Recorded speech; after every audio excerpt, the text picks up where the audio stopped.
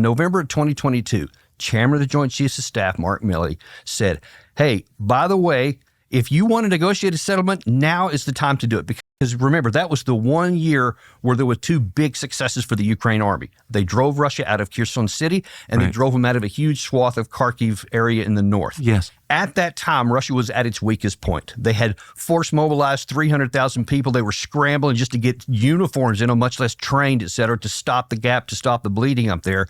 And the Ukraine side had every advantage. And Mark Milley publicly said, if you want to negotiate a settlement, now would be a good time. Russia's at its weakest, Ukraine's at its strongest. He goes, I'm just saying, if you wanted it, now's the time. He knew that he knew that Russia, as bad as it had been battered, was still Russia.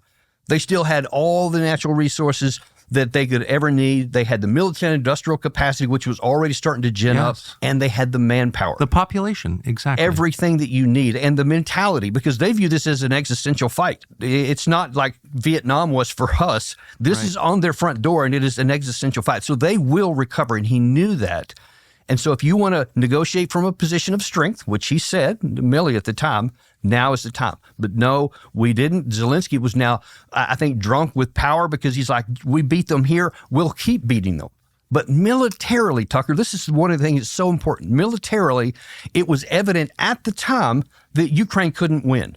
Because Russia then, they withdrew from Kherson City, and it was talked about a humiliation for Russia at the time. But militarily, that was the wisest decision they could have made, because it would have been hard to hold on to Kherson City because of the river behind them.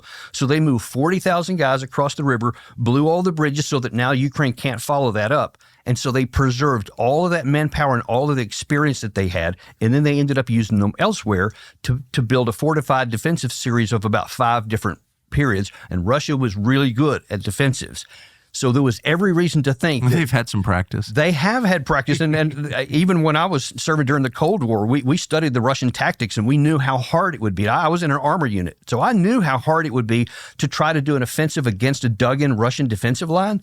And so when I heard in 2023 that the Ukraine was going to have this big combined arms operation going into the Russian lines, I said, there's no way that they're going to do that. I've conducted operations like that before in Desert Storm with Doug McGregor and an armored cav regiment. I knew what it was like to go into prepared enemy defenses, and that was against a not very good unit. But to go against the Russians when they had 6 months to prepare was suicide.